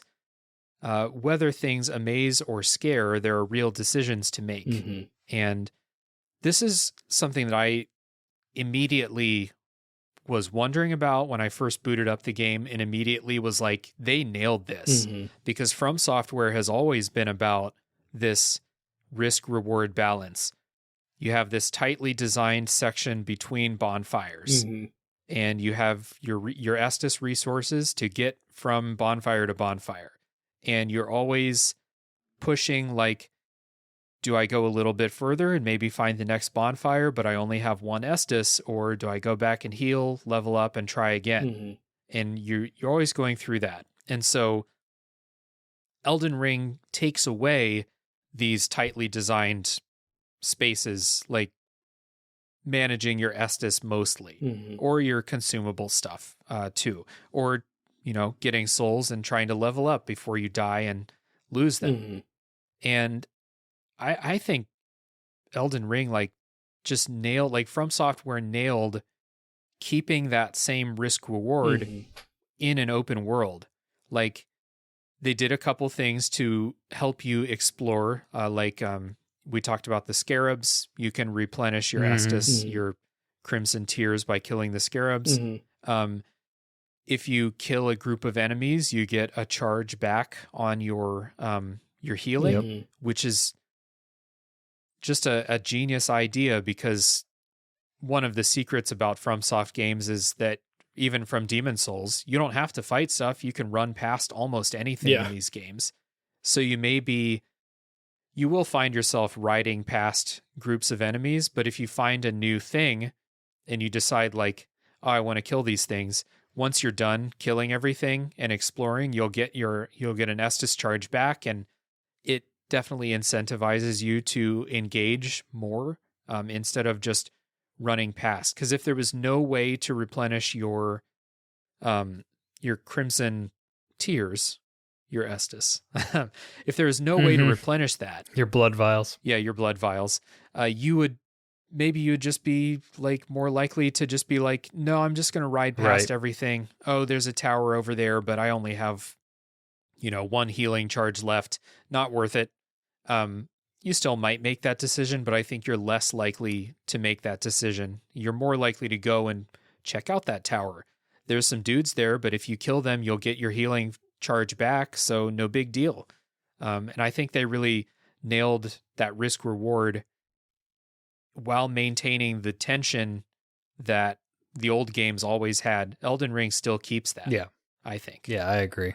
Oh, yeah. Yeah, and I think it, like, all of the sort of small enemies, I think, like you said, they're the ones that'll replenish your Estus. And then I think they did a good job, too, of, like, whenever you encounter, like, a boss or a bigger enemy, they usually had, even just some of the more difficult areas, they usually had, like, hey, like, we're going to have a Statue of America. Is that what it is? Stake of America, where you can come back. Like, it's not like a get out of jail free card. It's not like your souls are sitting right there, but it prevents you from like, if it's been a while since you've rested at a bonfire or a grace, because you've been kind of just wandering around killing things and replenishing your Estus, and you've never needed to head back. It's like, hey, you still have to fight back through, but you don't have to trek halfway across Lingrave to, get your stuff back anymore, That immediately cut away any feeling, because this happens to me in Souls games, or in Bloodborne, where, like, you make it through a level, but maybe you only have 2 Estus left, and you're like, I could go fight the boss, but I'm for sure gonna die. I could just go back and heal and then come back, run past all the enemies and come straight back here. And that's not as fun. But in Elden Ring, because you have those Marika stakes, you're just like, fuck it, I'll go fight the boss. And if I die, I'll respawn pretty close to the boss arena. It'll be really fast to get back here. There's no more boss runs. So you are just continually, like, they've taken away a lot of the barriers to just keep exploring.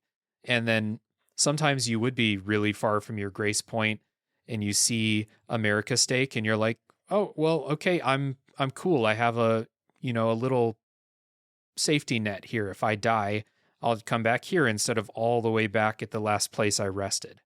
Well, I think it does a good job too of just kind of being another one of those subtle hints that FromSoft is really good about giving you the information and letting you decide what you want to do with it. And so every time you see one of those America stakes, it's like, there's probably something big if I continue this way.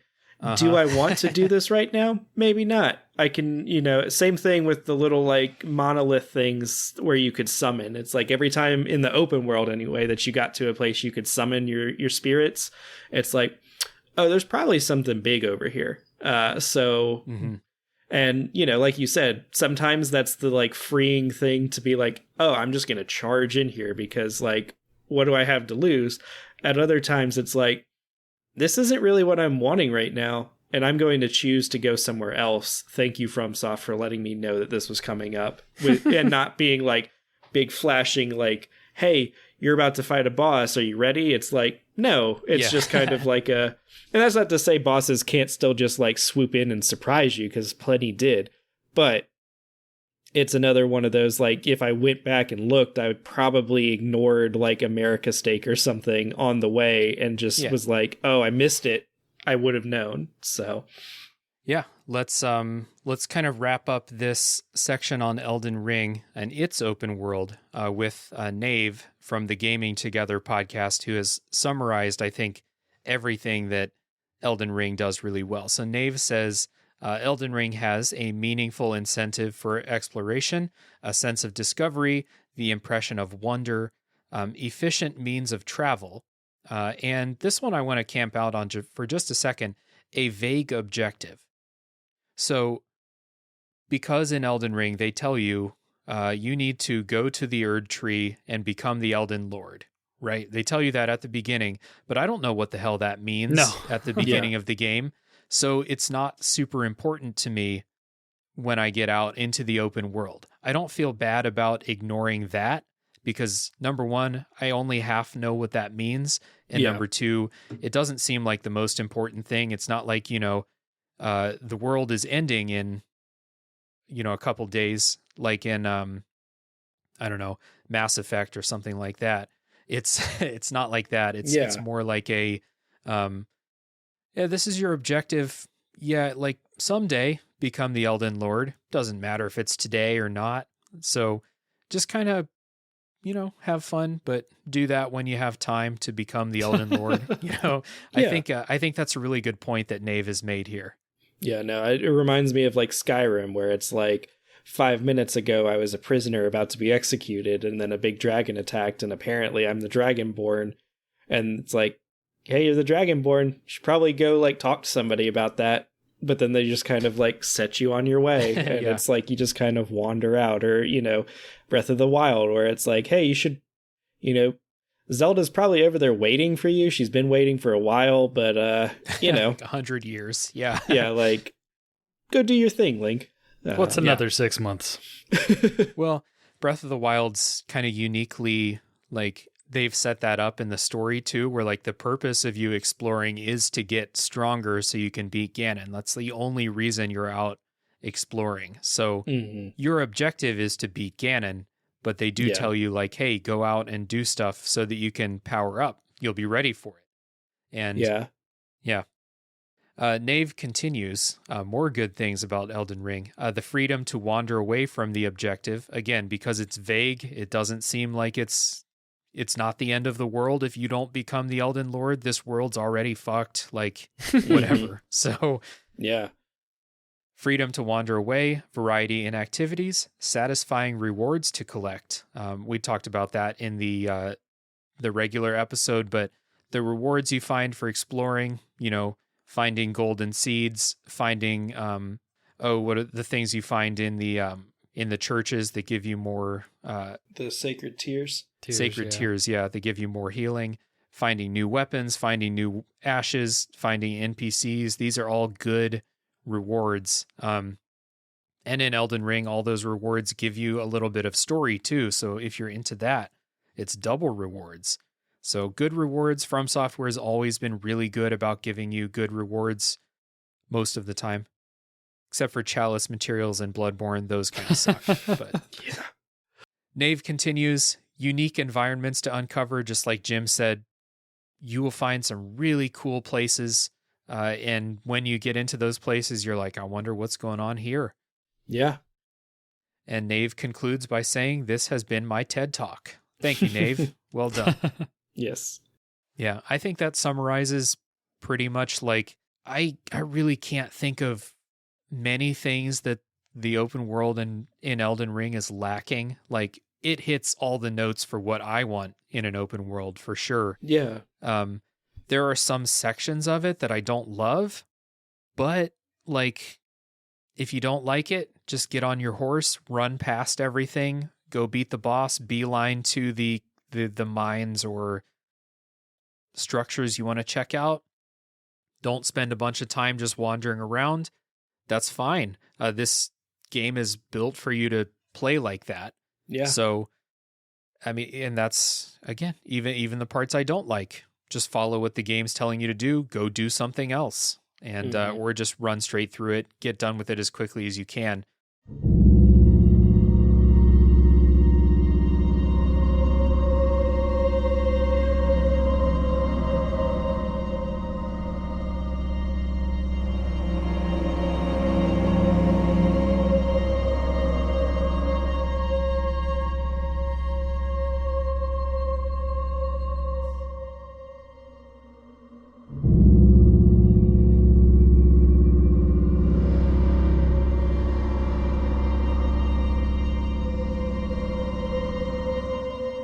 To kind of get into our last section here, I feel like Elden Ring is going to be another kind of reset button game where Breath of the Wild, I think, was to some extent too, where it's such a huge success and video games are a business. People like I recently just saw the news as we're recording a couple days ago that Elden Ring outsold the latest Call of Duty game. Yeah. Which is an insane thing to think about for a From Software game, for all the reputation it has for being so difficult and impossible and stuff like that, to have it be selling so many copies. People are going to take notice of this.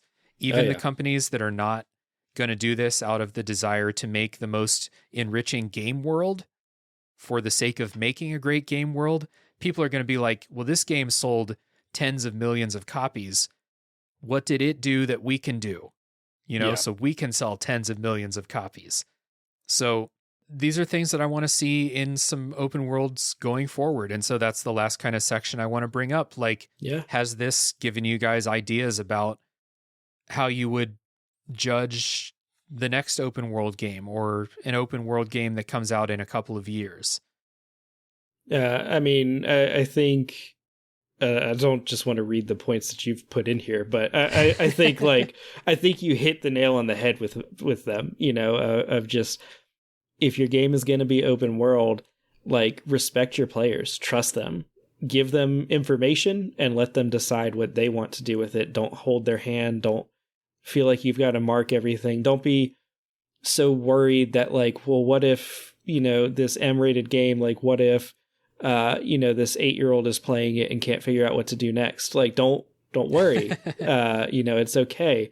A lot of people have that intrinsic desire to explore and see what's around and to, like, and if you craft your world intentionally, then you can make it interesting, even if you don't put, you know, a brand new weapon or something like at the end, you know, like you can make it look interesting and valuable, and you don't have to, like, something that I think Breath of the Wild and Elden Ring do, and God of War, and, you know, a lot of these ones that are held up, they're very minimalist, you know, like they don't throw a lot of shit on the screen, you know, it's not like there's like boom, boom, boom, boom, boom, like here we go, you know, like Elden Ring, for the most part, it just has like a few little things on the screen at any given time, and Breath of the Wild's the same way. And so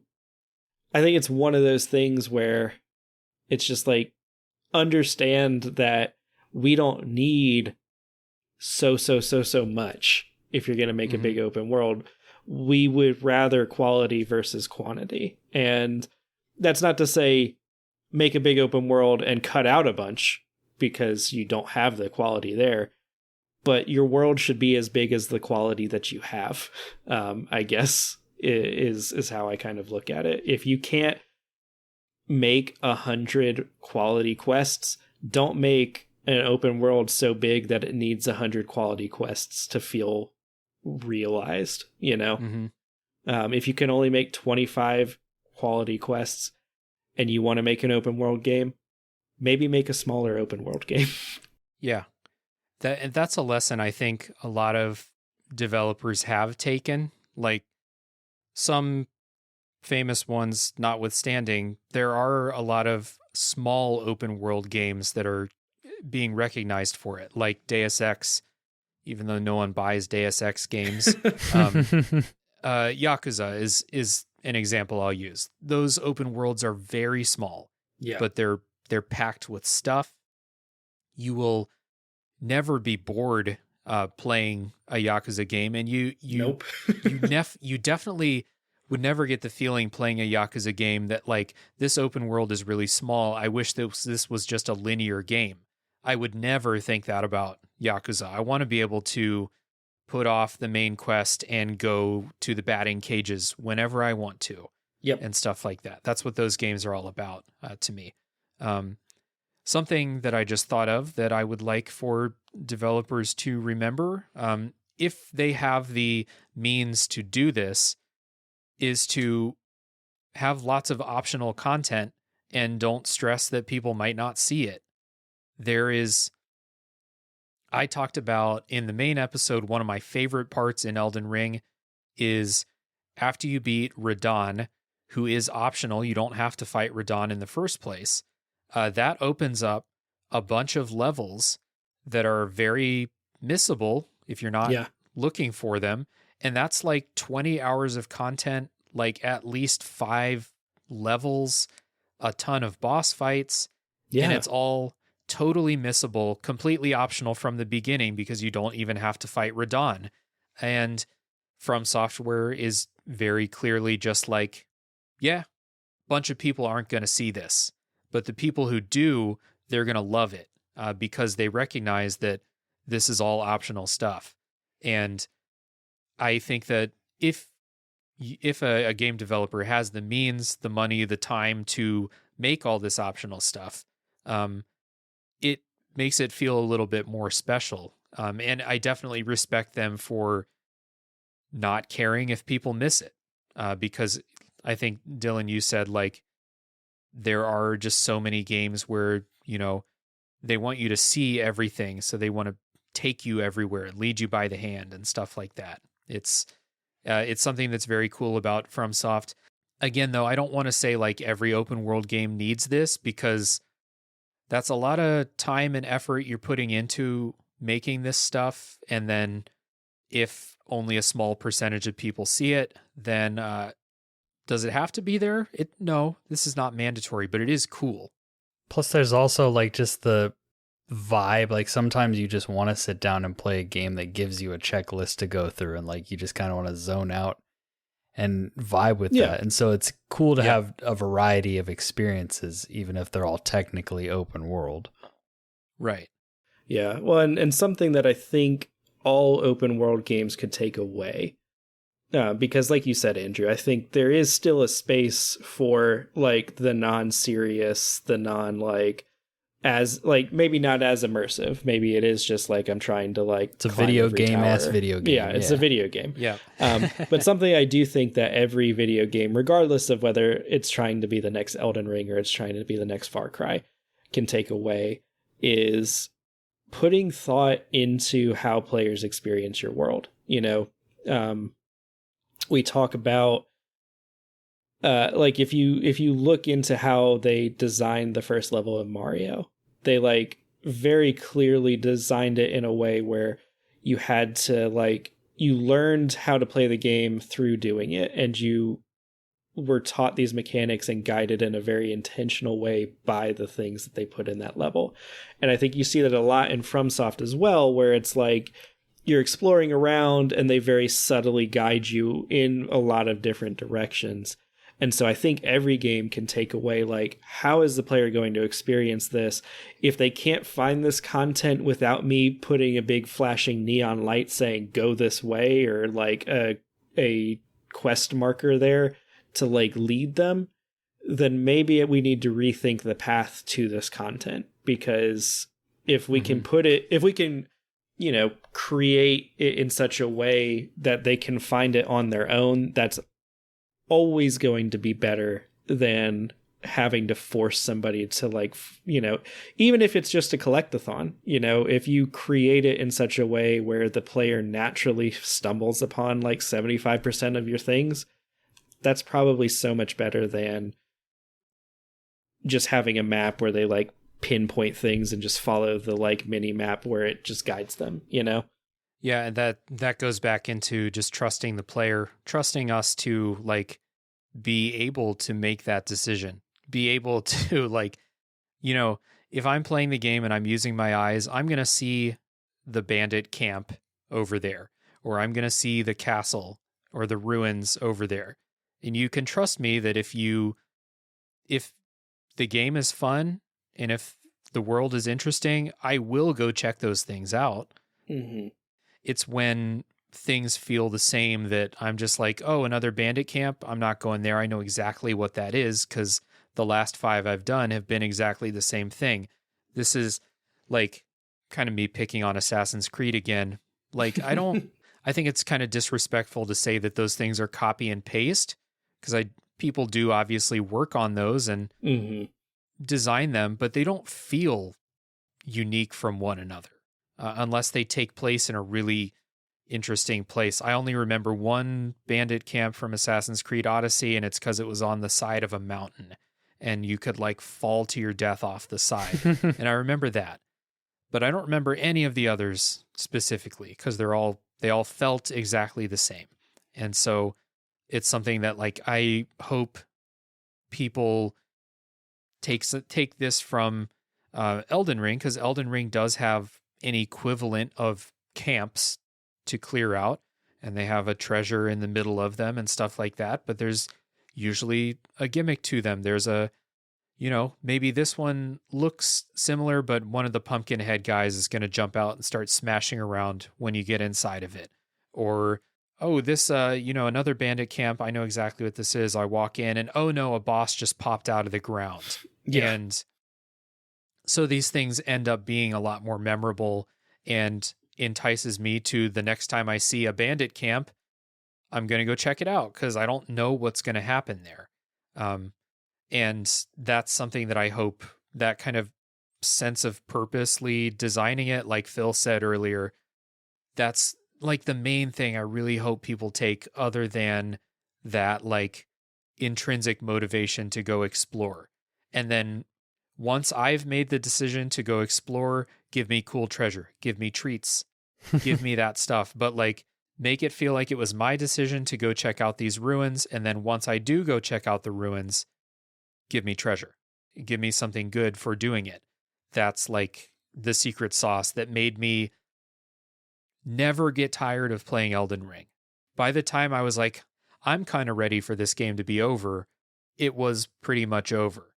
And I played 95 hours my first playthrough, whereas I played 30 hours of Assassin's Creed Odyssey, and one day I put the game down, you know, for the night, and then I just never picked it back up again because I was like, there's nothing new is going to come at me here other than story stuff. But, you know, that game gates you off from story progress if you're not at the right level. So anyway, that is my big thing, what I want games to take. Andrew, what do you think, man? No, I'm right there with you. I think that I agree with what you just said, Dave, and I think that kind of what Dylan was getting at and what I was thinking is just that quality over quantity. You know, if you scale the game to the quality that you have, and I think that the open world should be something that adds to the experience and doesn't take away from it. And, you know, don't just make a big open world to say you have a big open world if it's going to be empty. You know, we touched on some game series earlier, but like I would rather have a smaller dense world than a big open world that is empty and has nothing really to offer. And like we touched on earlier, I think Elden Ring did a good job of balancing both. It has a big world that feels dense, and I think that is one of the reasons why Elden Ring is so unique and so special, is because that's extremely hard to pull off and doesn't happen very often. And so I think they struck gold with this one.